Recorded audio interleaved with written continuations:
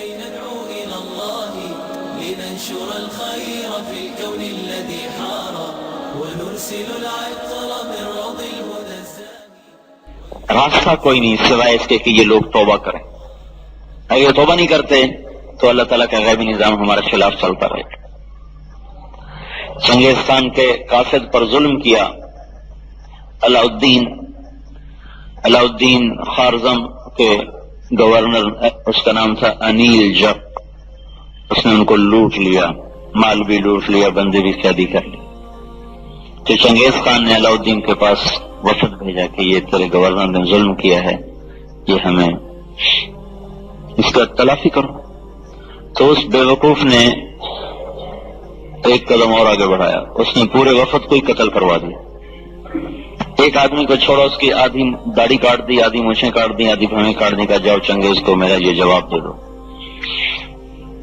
تو وہ بیکال جھیل ہے روس میں، وہاں شکار کھیل رہا تھا.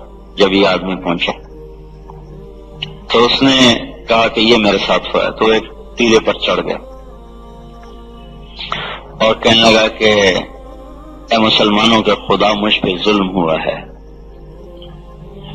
تو میری مدد کر ان ظالموں کے خلاف. ایران میں جب وہ داخل ہوا ہے اور مسلمانوں کا لشکر آمنے سامنے ہوا ہے تو ایک اہل اللہ میں سے نکلے جہاد کے لیے تاتاریوں کے خلاف. تو دیکھا فرشتے چنگیز کے لشکر کے پیچھے کھڑے ہوئے اور کہہ رہے ہیں ایھا الکفر اقتلوا الفجر، اے کافروں کی جماعت، ان ظالموں کی جماعت کو قتل کرو. تو چنگیز وہ عذاب بن کے اترا مسلمانوں پر کہ 44 بڑے بڑے شہر جن کی آبادی 20 لاکھ سے متجاوز تھی اس نے ایسے برابر کر دی، آگ لگا دی. بامیان ہے کہ افغانستان میں بامیان، یہاں اس کا پوتا قتل ہو گیا لڑائی میں. چغتائی جو تیسرے نمبر کا بیٹا تھا اس کا، چغتائی اس کا بیٹا لڑائی میں قتل ہوا. تو جب وہ شہر فتح ہوا تو اس نے کہا اس شہر کے کتے اور بلے بھی ذبح کر دیے جائیں، کوئی زندہ نہ چھوڑے. معصوم بچے بھی ذبح ہو گئے اور مرد عورت بوڑھے سب. اور پہلے ان کا طریقہ یہ تھا جب شہر فتح ہوتا تو نوجوان لڑکیوں کو اور نوجوان لڑکوں کو الگ کر کے غلام بناتے تھے، بوڑھوں کو قتل کر دیتے تھے، مال لوٹ لیتے تھے. اس شہر میں یہ کیا کہ سب پہ تلوار چلا دی، کتے اور بلے بھی ذبح کر دی. تو وہ قہر اللہ کی طرف سے نازل تھا، حکومتیں ٹوٹ گئیں، بنو عباس کی اینٹ سے اینٹ بج گئی، ایران کی اینٹ سے اینٹ بج گئی، ترکستان کی اینٹ سے اینٹ بج گئی، افغانستان کی اینٹ سے اینٹ بج گئی. یہ دریا سندھ تک آیا ہے چنگیز خان. دریا سندھ کے کنارے پر آخری لڑائی ہوئی ہے جلال الدین کی اور چنگیز خان کی. تو جس میں جو مسلمانوں کو شکست ہوئی تو ایک مشہور ہو گیا کہ اگر تاتاریوں کے بارے میں کوئی کہے کہ ان کو شکست ہو گئی تو کبھی نہ ماننا، انہیں شکست ہو ہی نہیں سکتی. تو اتنی بڑی طاقت بن گئے تھے کہ ان کو سیاسی طور پہ یا مادی طور پہ توڑنا ناممکن ہو گیا تھا. تو اللہ نے پھر تبلیغ کی طاقت کو ظاہر فرمایا اور اس دعوت کی طاقت کو اللہ تعالیٰ نے ظاہر فرمایا. چنگیز خان مر گیا، اس کا بیٹا تھا جوجی، اس کو اس نے روس کی سلطنت دی. دوسرا بیٹا تھا اغدائی، اس کو اپنا کیپٹل دیا قراقرم گوبی، سرائے گوبی میں. اور تیسرا لڑکا تھا اس کا چغتائی، جس کو اس نے ترکستان کی سلطنت دی. اور چوتھا لڑکا تھا تولوئی، جس کو اس نے ایران سے لے کر یہ عراق تک کا سارا علاقہ دیا، اور افغانستان ایران یہ سارا. تو ہلاکو خان کا زمانہ تھا. ہلاکو یہ اس کا پوتا ہے چنگیز خان کا، جس نے بغداد کو تباہ کیا اور مصر پر حملہ کرنے جا رہا تھا. اور مصر آخری ملک رہ گیا تھا مسلمانوں کے پاس، باقی سب ہاتھ سے نکل چکا تھا. اور لگا بس اب ہم ختم، اور لڑنے کی طاقت ہی نہیں تھی. تو اللہ تعالیٰ کا ایک نظام چلا.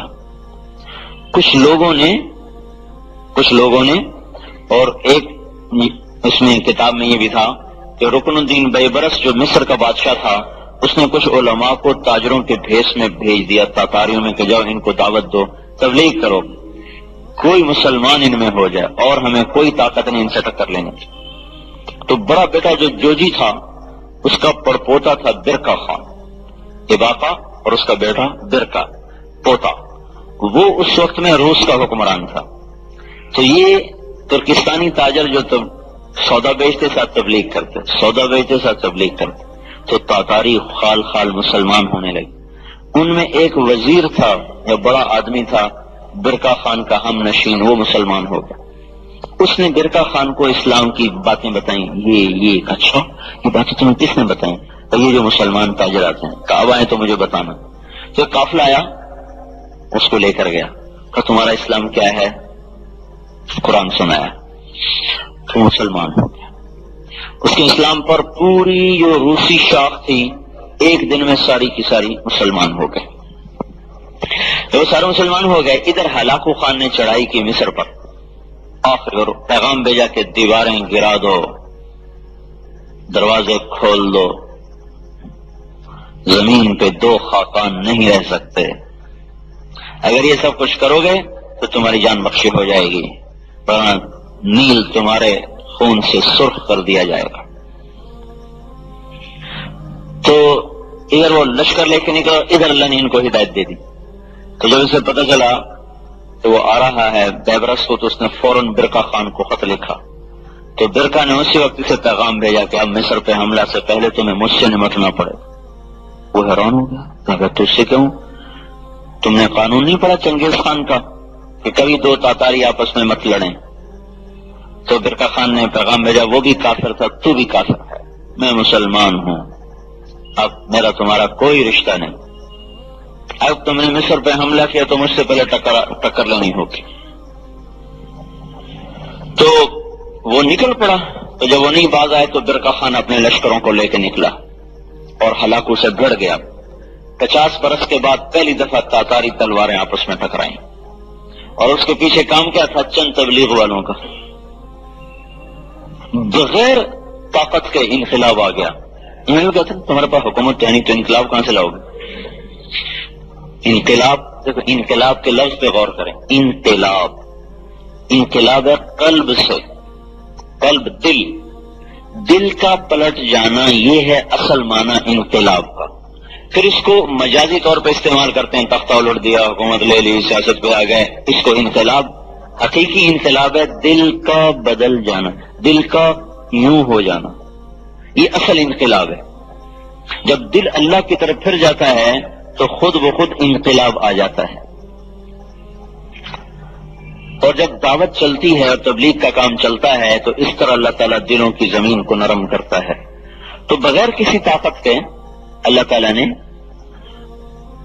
پوری اس قوم کو اسلام میں آؤ ٹکر لے لے۔ اب دو ہاتھی، نہ یہ مرے نہ وہ مرے، لیکن ان لڑائی میں ہلاکو خان زخمی ہوا۔ وہ لڑائی سے تو نہیں زخمی ہوا، وہ گھوڑے سے گر گیا تو اس کا پاؤں رکاب میں اٹک گیا، اور اللہ نے گھوڑے کو بھگایا اور اس کا سر ٹکرایا پتھروں سے، کبھی ادھر کبھی ادھر کبھی ادھر۔ اسی میں وہ بدماش، یہ ہلاکو زیادہ ظالم اس لیے تھا مسلمانوں پر کہ اس کی بیوی دو قوزہ عیسائی تھی، اور اس کا جو سپہ سالار تھا قطبوغا وہ بھی عیسائی تھا۔ تو اس لیے عیسائیوں نے پوری کوشش کی کہ ہلاکو خان اور یہ چنگیز اور یہ تاتاری نسل مسلمان ہو جائے، ہم فاتح ہیں، اور وہ مفتوح اور مظلوم قوم کا دین لے کے آپس میں ٹکرا گئے۔ وہ ان لڑائی میں زخمی ہو کر 42 سال کی عمر میں مر کے جہنم واصل ہوا، اور اللہ تعالیٰ نے وہ چند دعوت دینے والوں کے بول کو اتنا پھل لگایا کہ پوری تاتاری نسل جو بڑے بیٹے کی تھی وہ اسلام میں داخل ہو گئی، اور وہ خود آ کے رکاوٹ بن گئے، ورنہ ہلاکو کو روکنے کے لیے مصر کے پاس کچھ نہیں تھا۔ ہلاکو خان کا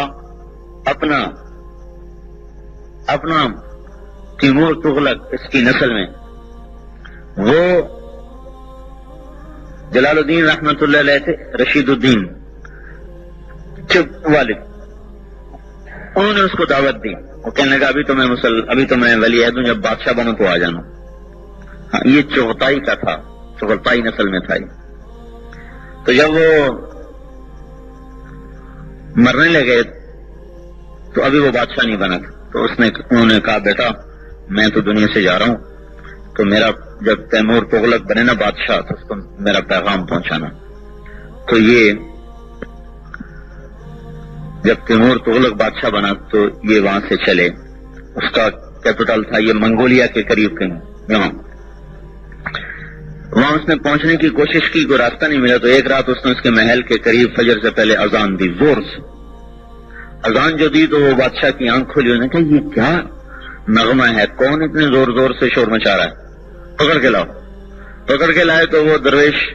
اور کون ہو؟ کہا جی میں رشید الدین جلال الدین کا بیٹا. کیسے آئے ہو؟ کہا آپ کے ابا نے, آپ نے کہا تھا میرے باپ سے جب میں ولی عہد ہو جاؤں تو مجھ سے آ کے.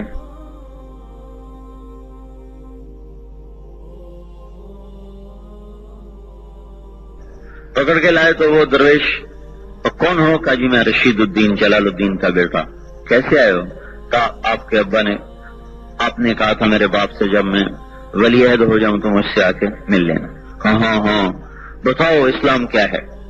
دعوت دی, مسلمان ہو گیا. مسلمان ہوتے ایک وزیر کو بلایا, کہا میں مسلمان ہو گیا ہوں, تو کیا کہتا ہے؟ اس نے کہا میں تو پہلے سے ہوا پڑا ہوں, تیرے ڈر سے نہیں بتایا. 4 وزیر تھے اس کے, ایک مسلمان ہوا پڑا. 3 اور تھے, ان کو بلایا, ان کو دعوت دی, تینوں مسلمان ہو گئے. 4 مسلمان ہو گئے. پھر اپنے سالار کو بلایا, کہا میں مسلمان ہو گیا ہوں, تم کیا کہتے ہو؟ انہوں نے کہا جی میں زبان کا بول نہیں سمجھتا, تلوار کا بول سمجھتا ہوں. یہ مجھ سے لڑے جو آپ کو اسلام کی دعوت دینے آئے, مجھے یہ زیر کر لے تو میں مسلمان ہو جاؤں گا, نہیں کرتا تو پھر نہیں ہوگا. انہوں نے کہا یہ تو کوئی بات نہیں, ایک عقلی چیز کو تم تلوار سے سمجھنا چاہتے ہو, تو بس میرے پاس اور کوئی راستہ نہیں سمجھنے کا.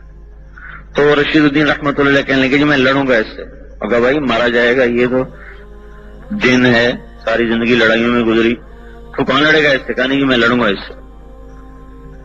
اگلا دن طے ہو گیا, شہر میں منادی ہو گیا. انہوں نے رات اللہ سے مانگا, تیرے کام کو آیا ہوں, مروانا ہے تو مروا دے, کروانا ہے تو کروا لے. اگلے دن شہر کٹھا, بادشاہ وہ لوہے کی 2 زریں پہن کے آیا, اور دونوں ہاتھ میں تلوار. ان کے ہاتھ میں کچھ بھی نہیں, خالی ہاتھ, اور دونوں ہاتھوں میں تلوار. جب مقابلے میں آیا تو دیکھا خالی, تو اپنی ایک تلوار, کہنے لگا یہ لو میری تلوار. تو انہوں نے الٹے ہاتھ سے تلوار لی اور سیدھے ہاتھ سے اس کے سینے پہ یوں مکہ مارا. اللہ. اور اس کو موقع لگا ہلکا سا, 3 کلا بازیاں کھا کے وہ گرا زمین پر اور بے ہوش ہو گیا. کھا کے وہ گرا زمین پر اور بے ہوش ہو گیا. جب ہوش آیا تو کہنے لگا بس مجھے ایک ہی مکے سے اسلام سمجھ میں آ گیا, کافی ہے, زیادہ کی ضرورت کوئی نہیں.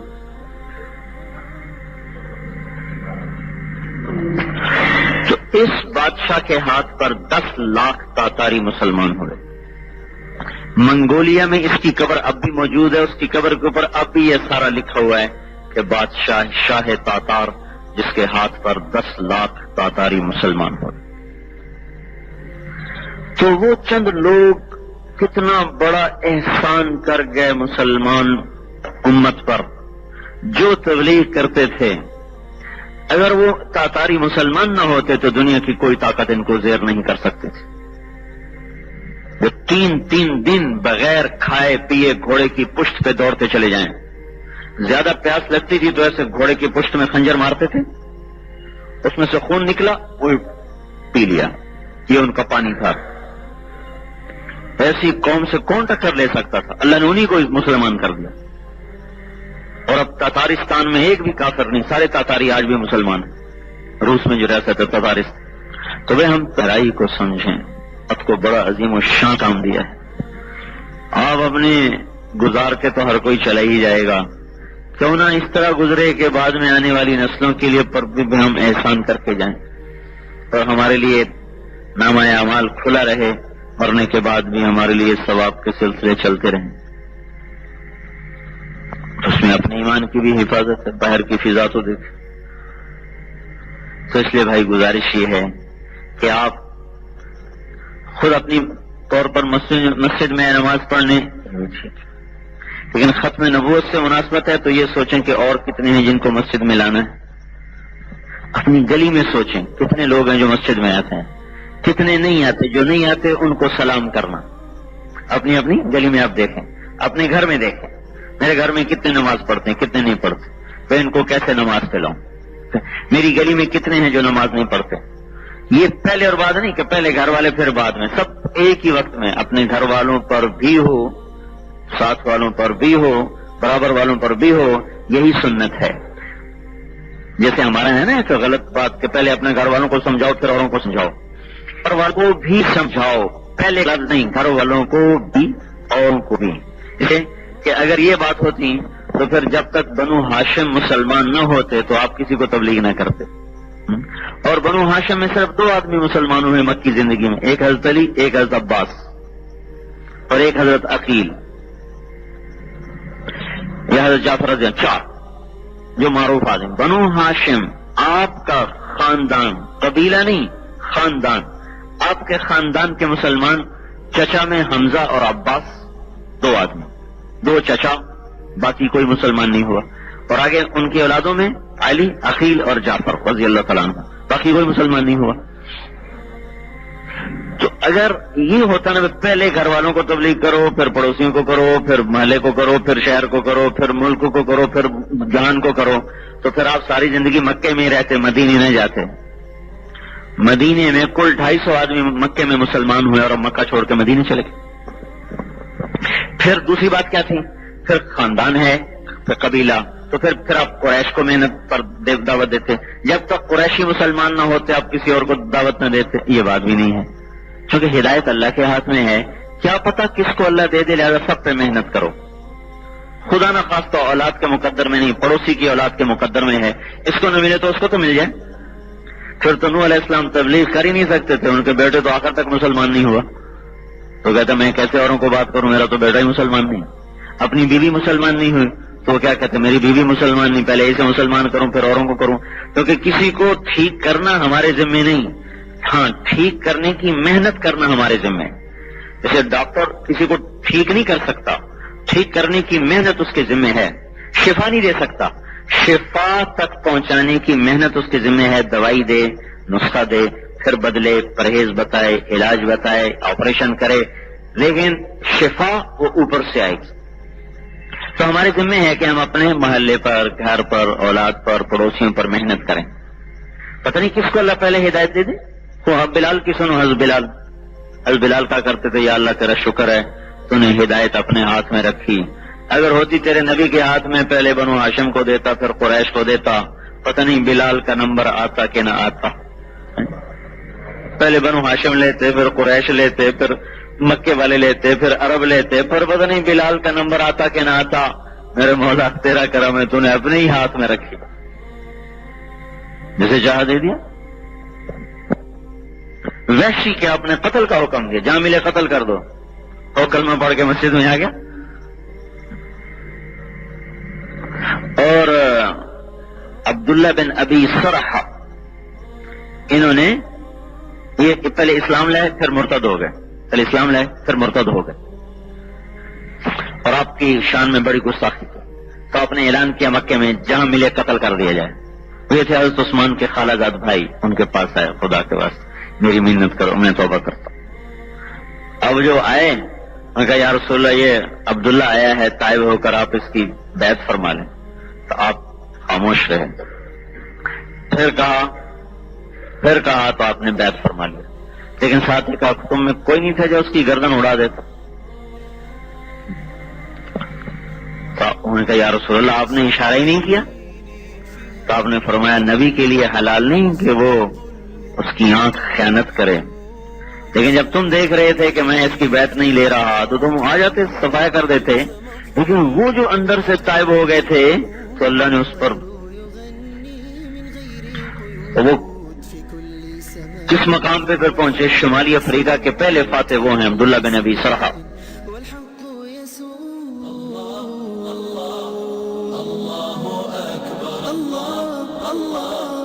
الله أكبر لا